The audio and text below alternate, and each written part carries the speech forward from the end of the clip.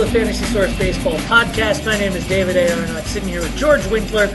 And as we've been saying it feels like for about a week now, spring training's almost over. When did the baseball season actually start? It'll actually start on March 31st, and for you and I, it'll start with the Giants and the Dodgers. Woo! And not getting the rings because they're down in Dodger Stadium, but they'll get the rings when they come back. But are they going to be wearing the golden fleeced uniform type thing that the Red Sox did? I heard rumor of that. That would be cool if they did that. But, I already got my World Series jersey. I'll be wearing it next Thursday. Are we in that 5-year grace period now where nothing can ever bother us again? Absolutely. Nothing can bother us. Not even the fact that spring training went so fast, and we still don't know what's going on with Chase Utley. Yeah, so what is the latest that you've heard about him, at least? Well, the latest is that they finally admitted he's going to go on the disabled list with knee tendonitis.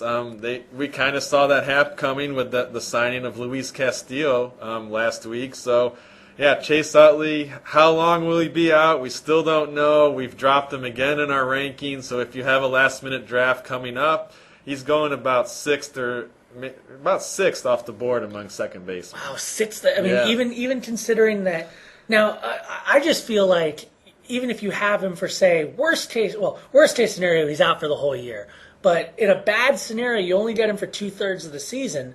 I would think that Chase Utley, even 90% of Chase Utley, plus random guy like that you get in later rounds, like say Neil Walker, who I love as a sleeper candidate in late rounds. Those two for 1/3 of the season, and then Chase Utley in the other 2/3.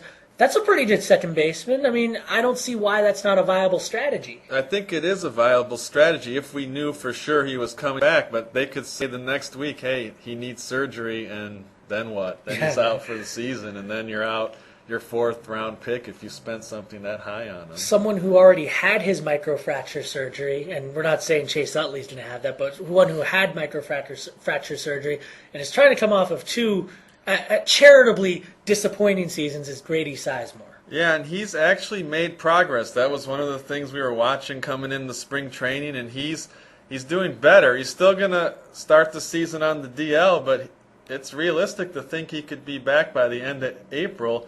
And then you are facing that scenario you were just talking about with Utley that, yeah, maybe Grady Sizemore for 5 months is worth better than somebody else in the middle rounds. I mean, maybe Grady Sizemore is not going to be the 25-25, 30-30 potential guy that we dreamed he'd be when he had that monster season, I think at age 24 or so.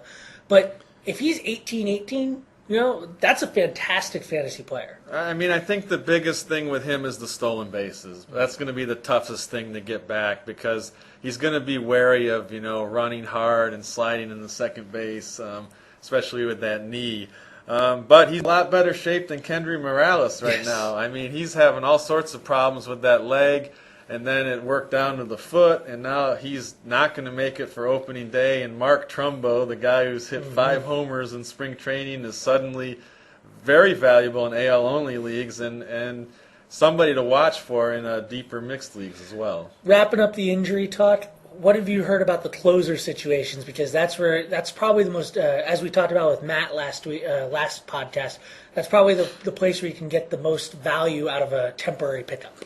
Yeah, already we've had some pickups in our league that we played in that Matt talked about. And, Brian Wilson, he had the calf injury early on. Now he has an oblique injury.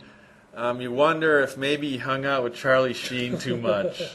I'm only half joking about that, but it's just he seems to say, I'm going to be ready for opening day, but the more, he didn't feel good when he threw this week, according to Bruce Bochy, and Sergio Romo's the guy to grab there for saves, and we're having the same sort of difficulty in Toronto. It's like a position battle of attrition down there because Frank Francisco has a pectoral injury and is likely to start on the DL, and Octavio Dettel is dealing with a hamstring injury, so all of a sudden John Rauch comes in with a scary neck tattoo, and he's ready to go crazy. Isn't John Rauch 6'10" also? And yes, and I would not say that to his face if he were in the office. Let's move on to the more performance-based changes that have been happening, and what I consider the longest of long shots and the most improbable thing has happened in Yankees camp, and that's Bartolo Colon Former Cy Young Award winner Bartolo Colon apparently has a job. Apparently, I mean, there's still to be decided. You got Freddie Garcia there, who actually pitched last year and pitched about 150 innings. I mean, so. they're both in real life and for fantasy purposes in midst leads relatively trash.